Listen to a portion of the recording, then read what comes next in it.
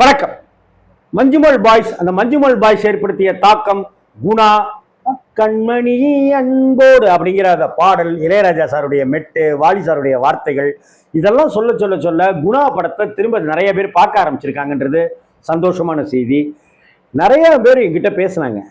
கமல் ரசிகர்கள்லேருந்து, என்னுடைய நண்பர்கள்லேருந்து நிறைய பேர் குணா படத்தை பற்றி பேசுகிறாங்க. குணா படத்தை பற்றி பேசும்போது எனக்கு ஒரு வார்த்தை எல்லாருமே நண்பர்கள்ட்ட சொல்லிட்டே இருந்தேன். எழுத்தாளர் பாலகுமாரன் சார் அவர்களை இந்த தமிழ் திரையுலகம் பெரிதாக கொண்டாடவே இல்லை அப்படிங்கிற ஒரு வருத்தம் எனக்குள்ளார இருக்கு. நாயகன் 1987 வந்த நாயகன் திரைப்படம் ஒரு பெரிய தாக்கத்தை, வசனங்கள்ல ஒரு ஸ்டைல ஒன்று கொடுத்துச்சுங்கிறத யாராலையுமே மறுக்க முடியாது. அதே ஸ்டைல்ல, அதே பேட்டர்ன்ல சத்திரியன் மாதிரி எத்தனையோ படங்கள் வந்ததுங்கிறதையும் நம்மளால மறக்கவே முடியாது. அந்த ஸ்டைலே ஒன்று மாத்தினார் பாலகுமாரன் சார். அதே போல குணா படம், அந்த குணா படத்தினுடைய வசனங்கள் இருக்குல்ல, அந்த காட்சியை அப்படியே தூக்கிக்கிட்டே போகும். அது கொஞ்சம் ஒவ்வொரு காட்சியையும் நான் கொஞ்சம் விரிவாகவே இந்த வீடியோ இருக்கும், கோச்சிக்காதீங்க. இந்த வீடியோ குணா படத்தின் மீதும் பாலகுமாரன் சாருடைய எழுத்தின் மீதும் கொண்ட அன்பால், காதலால் பேசப்படுற ஒரு விஷயம். ஸ்கிப் பண்ணாம பாருங்க. இதை 2 பாகமா கூட போடுறதுக்கு நான் தயாரா இருக்கேன். ஏன்னா அவ்வளவு விஷயம் இருக்கு படத்துல. பாலகுமாரன் சாருடைய வசனங்கள் எந்த இடத்துல நல்லா இருக்கு அப்படின்னு கேட்டீங்கன்னா, பாலகுமாரன் சாருடைய டயலாக் எந்த இடத்துல நல்லா இல்லை அப்படின்னு தான் கேட்கணும். ஃபர்ஸ்ட், ஒரு பாறையில அவர் நிற்பார். அந்த ஹைதராபாத்ல ஒரு பாறையில ஒத்த காலில் கமல் நிற்கிறாரு. இந்த இடத்துல ஒரு விஷயம் சொல்றேன். பின்னாடி பாறையில குகைக்குள்ளார கமல் ரோஷினியை கூட்டிட்டு போய் இருக்கிறார் இல்லையா, அதற்கு அச்சாரமாகவே இந்த இடத்துல ஹைதராபாத்ல குடியிருக்கிற பகுதியை ஒரு பாறை கொண்ட பகுதியாகவும், அந்த மேல உச்சியில ஒற்றை காலில் நின்று தவம் செய்யறதாகவும் காட்டப்படுது. அதற்கு பிறகு கிரீஷ் கர்நாட் டாக்டர் அவர்கிட்ட போய், ஆமா திரும்ப ஏன் ஒத்த காலில் நிற்கிற, ஏன் மலை மேலே எப்படிலாம் உச்சியில் நிற்கிற, நீனு ஏன் அது மாதிரிலாம் செய்கிற அப்படின்னு கேட்பாரு. நீ மனுஷன், வெறும் சாதாரண மனுஷன் அப்படின்னு சொல்லிட்டு தீப்பெட்டியை அப்படி கொடுத்து அப்படி போடுவார். இதுதான் நிஜம் அப்படின்னு. இல்லை அப்படின்னு சொல்லிட்டு பஞ்சை எடுப்பார். பஞ்சை ஊதி ஊதி மேலே பறக்க வச்சுட்டு இதான் நான் அப்படின்னு சொல்லுவார். பாலகுமாரன் சாருடைய டச். சரி, அதோட முடிஞ்சிருதா? லெட்டர் எழுதணும். எங்கே இருக்க அபிராமி? அபிராமி நான் லெட்ரு போட்டு வரவழைக்கணும். சரி, இந்த லெட்டர் எழுது. இல்லை கேலி பண்ணுறீங்களா? சரி, அபிராமி அந்த அது மட்டும் மனப்பாடம் பண்ண தெரியுதுல்ல, ஏன் எழுத தெரியல? அபிராமி உள்ள இருக்கா, எழுத்து வெளியே இருக்கு, போதுமா இந்த பஞ்சு? சரி, அதோட முடிஞ்சுதா அந்த சீனு? அந்த சீனுடைய பிரம்மாண்டம் அதுக்கு அடுத்தாப்புல தான் ஆரம்பிக்குது. அப்படியே ரவுண்ட் ரேலியில கமல் சுத்தி சுத்தி வருவாரு. கிரீஷ் கர்நாட் நிற்பாரு. அப்படி வரும்போது கிரீஷ் கர்நாட்டை கேள்வி கேட்பாரு. அதுக்கு பதில் சொல்லி முடிச்ச விட்டு வரும்போது அங்க ஒரு கேள்வி கேட்பாரு. அப்படியே சுத்துவாரு. நாக்கு தடிச்சிருச்சா டாக்டர் அப்படின்னு கேட்கறது என்ன? அதற்கு பிறகு அவர் சொல்ற பதில் என்ன? இங்கெல்லாம் ஒரே அசிங்கம், இங்கெல்லாம் ஒரே அசிங்கம். அம்மா அசிங்கம், ரோசி அசிங்கம், அப்பா அசிங்கம். இது எங்க அப்பா கொடுத்துட்டு போன மூஞ்சி, என் மூஞ்சியில எங்க அப்பா ஒட்டிட்டு போன மூஞ்சி, அவன் மூஞ்சியை என் மூஞ்சி மேல ஒட்டிட்டு போயிட்டான். இது அழிக்கணும். இப்போ நீங்க போட்டீங்களே ஊசி, அது என்ன ஊசி?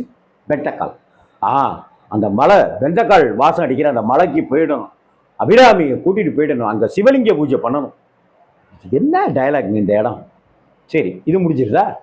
அதற்கு பிறகு வரலட்சுமி, கமல் சாருடைய அம்மா இறந்துட்டாங்கன்னு சொல்லிட்டு அப்படி கூட்டிட்டு வரும்போது அங்க ஒரு பசு மாடு, மாடு மாடு எங்க அம்மா செத்துட்டாங்க மாடு. ஏண்டா மாட்டுக்கிட்டலாம் போய் சொல்லிட்டு இருக்க? என் துக்கம் மனுஷங்களுக்கு புரியாது. அப்ப என்ன, கமல் தன்னை ஒரு மனிதராகவே நினைச்சுக்கல, குணா தன்னை மனிதராகவே நினைச்சுக்கல, தன்னை கடவுள் மாதிரி நினைச்சுக்கிறாரு அவர். அதுதான் அங்க சொல்ல வர விஷயம். கண்ணுக்குட்டி, எங்க அம்மா இறந்து போயிட்டாங்க கண்ணுக்குட்டி அப்படிங்கிறது.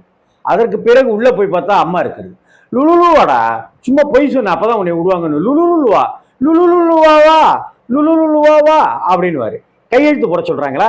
பொய் கையெழுத்து. என்ன சித்தப்பா ஜப்பா கையே தெரியல, பெருசா இருக்குல்ல அப்படின்னு. இறக்கட்டா ஆஸ்பத்திரி டாக்டர் சொல்லிட்டாரு. இறக்கட்டா? ஆமா, உங்களுக்கு தெரியுமா, எனக்கு பைத்தியம் இல்லைன்னு டாக்டர் சொல்லிட்டாரு அப்படின்னு சொல்றதே பைத்தியகாரத்தனமா இருக்கும்.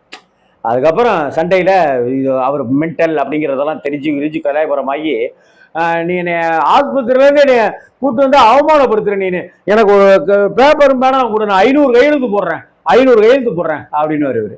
நாங்கள் இந்த படத்தை பார்த்துட்டு நானும் என் நண்பர்கள் இடத்துல இதெல்லாம் கிண்டலாக சொல்லுவோம். வியாபாரமா நான் கூட நான் 500 கையெழுத்து போடுறேன் அப்படின்னு சொல்றது எல்லாத்தையும். அப்போ இதை அடுத்து போட போ அப்படின்னு நான் போயிடுவேன் போட போ, நான் அபிராமி வந்தோடனே நான் உன்னை விட்டுட்டு போயிடுவேன். ஆமா அபிராமி, உனக்கு நானும் ரோசியும் தவிர யார் வருவா? அபிராமி போட வருவா.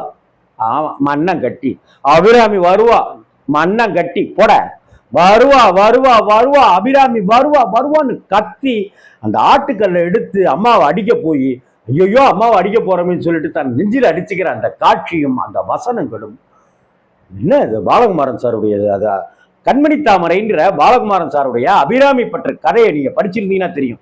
கடவுள் அனுகிரகத்துல பாலகுமாரன் சார் சொல்ல அவர்கிட்ட உதவியாளராக இருக்கும்போது அந்த என் கண்மணி தாமரையை நான் எழுதுனதெல்லாம் ஒரு இடத்துல என்னால் எழுதவே முடியாது, ஸ்டக்கை நின்றுடுவேன், அழுதுருக்கேன் நான். அந்த கண்மணி தாமரையினுடைய அபிராமி பற்றனுடைய வேறு ஒரு வெர்ஷன் தான் இங்க குணசேகரங்கிற குணா. இது மாதிரி படம் நெடுக்கவே வசனங்கள். ஆத்தா என் கனவுல வந்து சொல்லலையே அபிராமி எப்படி வருவா, பப்பரப்பான்னு இப்படி வருவாடா அப்படின்னா அங்க மேலதாளங்கள் முழங்க ரோஷினி வர்றது, ரோஷினி தான் அபிராமின்னு அவர் நினைச்சுக்கிறது. அதுலயும் அந்த பார்த்தபடி பூத்து இருக்க என்ன ரசனை சார். அந்த கியூ இப்படி அசையறத அதையே ஒரு காட்சியாக்கி அந்த காட்சியில அப்படி வந்து ரோஷினி அப்படி பாக்குறது, இப்படி ரோஷினியை பாக்குறது. லட்டு தீர்ந்துருக்கும், அடுத்த செட்டு எடுத்துட்டு வருவாங்க, கமல் போய் நிற்பாரு, அவங்க இப்படி எப்படின்னு வாங்க பொறுத்துக்கங்க அப்படின்வாங்க. அது அந்த அம்பாலே அபிராமியை அருள்பாலிக்கிறதா கமல் நினைச்சுக்கிறது.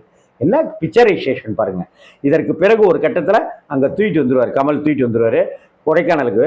அப்படி கொடைக்கானலுக்கு வர வழியில் ஒரு இடத்துல வண்டியை நிப்பாட்டிட்டு வாயை கட்டெல்லாம் அவுத்து விட்டுட்டு இட்லி வடகறி சத்தம் போடாமல் சாப்பிடணும், சாப்பிடு காரம் இதை தண்ணி எடுத்துகிட்டு வரேன் அப்படின்னு சொல்லிட்டு அப்படி போகும்போது தமிழ்நாட்டுக்கு வந்துட்டாரா, ஹைதராபாத்லேருந்து தமிழ்நாட்டுக்கு வந்துட்டார்ல, அங்கே கமல் போடுவார், காவிரி பாயும் கன்னி தமிழ்நாடு தலைகளுக்கெல்லாம் தாய் வீடு பாடிட்டே போவார் தண்ணி பிடிக்கிறதுக்கு.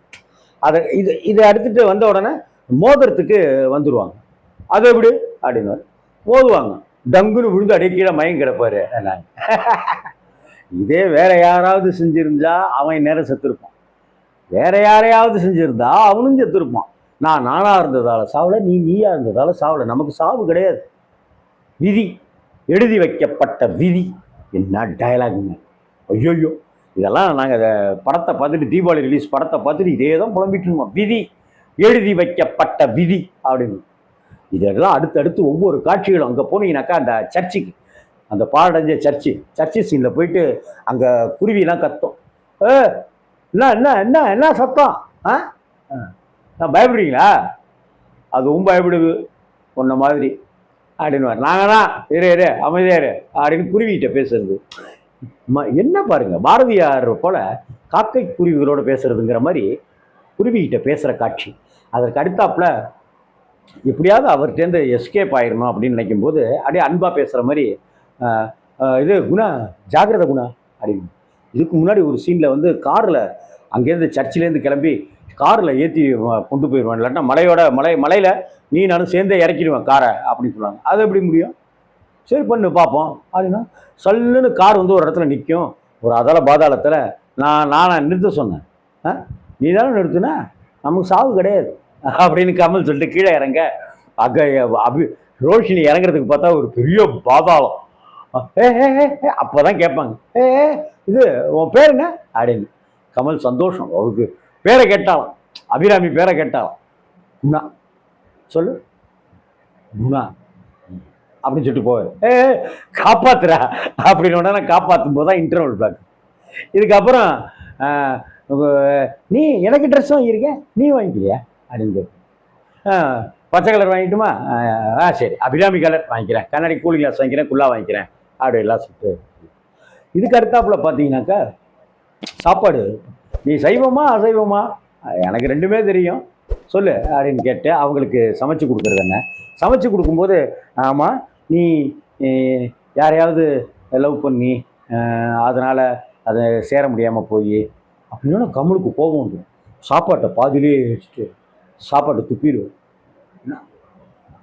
நான் யாரையும் காதலிக்கல, நீ அபிராமி வேற யாரையாவதாம்ல அப்படின்னு கோச்சிட்டு அடி வர சீன் இருக்குல்ல, கிளாஸியா இருக்கும் சீன், ரொம்ப பிரமாதமா இருக்கும்.